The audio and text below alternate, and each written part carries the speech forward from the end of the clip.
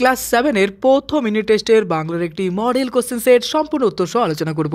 Class 7-এ প্রথম unit টেস্টে বাংলায় নাম্বার থাকবে 30, সময় থাকবে 1 ঘন্টা। এবার একে দেখো বলেছে সঠিক উত্তর নির্বাচন করো 10টি প্রশ্ন, 10 নম্বর। একের 1 নম্বর, মন্দ কথায় মন না দিয়ে কবি কোথায় মন দিতে বলেছেন? কবি বলেছেন ছন্দে মন দাও। তার মানে সঠিক উত্তর হবে কি বলো তো? ছন্দে মন দাও। এবার 2 নম্বর, আজ সকাল থেকে বসে গণেশ লিখছে। দেখো গণেশ কি লিখছে? তো আমরা জানি যে গণেশ কী লিখছিল? কবিতা লিখছিল। তারপরের প্রশ্ন হচ্ছে দেখো, মৃত্যুঞ্জয় টনিক আবিষ্কার হয়েছিল 110 বছর, 130 বছর, 150 বছর, 200 বছর আগে। মৃত্যুঞ্জয় টনিক আবিষ্কার হয়েছিল কিন্তু 150 বছর আগে। নেক্সট প্রশ্ন হচ্ছে দেখো, বঙ্গভূমির প্রতি কবিতার কবি হলেন প্রেমেন্দ্র মিত্র, রবীন্দ্রনাথ ঠাকুর, মাইকেল মধুসূদন দত্ত, সত্যেন্দ্রনাথ দত্ত। বঙ্গভূমির প্রতি কবিতাটি লিখেছেন কে বলতো? মাইকেল মধুসূদন দত্ত। নেক্সট আছে কোকনাথ শব্দের অর্থ হলো, কোকনাথ শব্দের অর্থ হলো লাল পদ্ম। নেক্সট প্রশ্ন, রামকিঙ্কর শান্তিনিকেতন প্রথম কোন বিষয়টি শুরু করেন? দেখো কি শুরু করেছিল? আমরা জানি অয়েল পেন্টিং শুরু করেছিল। নেক্সট, বন কোন জাতীয় শব্দ? আমরা জানি বন হলো তৎসম শব্দ। 8 নম্বর, চা চিনি লুচি এই শব্দগুলি কোন ভাষা থেকে এসেছে? এগুলো চীনা ভাষা থেকে এসেছে, অর্থাৎ চা চিনি লিচিও এগুলো কি চীনা ভাষা। ওকে, নেক্সট আসছে নেক্সট প্রশ্ন, ছন্দে শুধু কান রাখো কবিতাটির কবি হলেন, ছন্দে শুধু কান রাখো কবিতাটির কবি হলেন রবীন্দ্রনাথ ঠাকুর। এরপরে 10 নম্বর, কারা নিজের গর্তে ফিরে যায়? পিঁপড়েরা নিজের গর্তে ফিরে যায়। এরপর আসছে 2-এ, দেখো এখানে 10টি প্রশ্ন রয়েছে, প্রত্যেকটিতে নাম্বার রয়েছে 1 করে।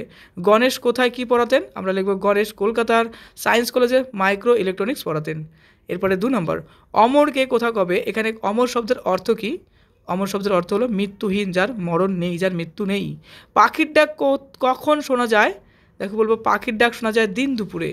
নেক্সট 4 নম্বর, পাখি সব করে রব এটি কার লেখা? উত্তর হবে মদনমোহন তর্কলঙ্কর।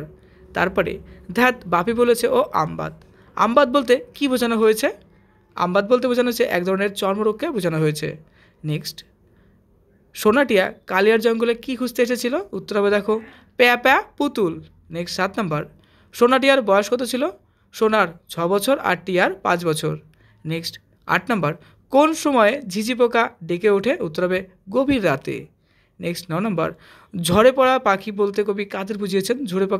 ঝরে পড়া পাখি বলতে দেখো এখানে বলা হচ্ছে ভাষা আন্দোলনের শহীদদেরকে বুঝিয়েছেন। নেক্সট 10 নম্বর, মাকুর শরীরে কোথায় ট্যাপাকল ছিল? উত্তর হবে দেখো মাকুর নাকের ডগায় কালো তিলের নিচে ট্যাপাকলের সুইচ ছিল। এরপরে পাগলা গণেশ গল্পে কোন মলম আবিষ্কারের কথা বলা হয়েছে? উত্তর হবে দেখো পাগলা গণেশ গল্পে মধ্যাকর্ষণ প্রতিরোধকারী মলম আবিষ্কারের কথা বলা হয়েছে। নেক্সটে আসছি 3-এর প্রশ্ন, 6 × 12 নম্বর। প্রথম প্রশ্ন, যাচিব যে তব কাছে বক্তাকে তিনি কি চেয়েছেন? আলোচ্য অংশটি কবি মধুসূদন দত্তের লেখা বঙ্গভূমির প্রতি কবিতার অংশ। এখানে বক্তা হলেন কবি মধুসূদন দত্ত। তিনি অমরত্ব লাভ করতে চেয়েছেন। 2 নম্বর, কবি কখন ছবি আঁকেন? প্রজাপতির ইচ্ছা কি? দেখো এখানে লিখব কবি দুপুরবেলায় নিজের খুশির খেয়াল রং ছড়িয়ে ছবি আঁকেন। প্রজাপতির ইচ্ছে কবি যেন তার আঁকা ছবিতে প্রজাপতিকে রাখেন। তারপরে মাকু কী করতে পারে? উত্তর হবে দেখো মাকু গান গাইতে পারে, নাচতে পারে, অঙ্ক করতে পারে, হাতুড়ি পেটাতে পারে, দড়ির জট খুলতে পারে, পেরেক ঠুকতে পারে, রান্না করতে পারে, কাপড় কাচতে পারে, সেলাই করতে পারে, ইস্ত্রি চালাতে পারে।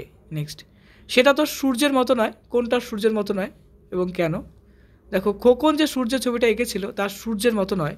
খোকন সেই ছবিতে সূর্যের মতো সূর্যের দীপ্তি ফুটিয়ে তুলতে পারেনি বলে তার মনে হয়েছে যে সেই ছবিটি সূর্যের মতো নয়। নেক্সট, তুমি খুব বড় চিত্রকর হবে খোকনকে এই কথা কে বলেছিল? কখন বলেছিল? উত্তর হবে দেখো এ কথা খোকনকে তার স্কুলের ড্রয়িং শিক্ষক বলেছিলেন। খোকন একটি ইউক্যালিপটাস ও ফুলের ছবি এঁকেছিল। ছবিটি খুব সুন্দর আঁকা হয়েছিল বলে তার শিক্ষক মহাশয় এ কথা খোকনকে বলেছিল। এরপরে 6 নম্বর, রেখো মা দাসেরে মনে বক্তা কাকে মা বলেছেন? দাসেরে বলতে কাকে বোঝানো হয়েছে? মা বলতে এখানে বঙ্গভূমিকে বোঝানো হয়েছে। দাসেরে বলতে কবি মাইকেল মধুসূদন দত্ত নিজেকে বুঝিয়েছেন। তোমাদের ক্লাসের প্রত্যেকটি সাবজেক্টের মোস্ট ইম্পর্টেন্ট বইভিত্তিক সাজেশন দেওয়া হয়েছে। অবশ্যই বইভিত্তিক সাজেশন ফলো করো আর পরীক্ষার আগে যতটা বড় রিভিশন করো। ওকে, পরীক্ষার জন্য তোমাকে জানাই বেস্ট অফ লাক।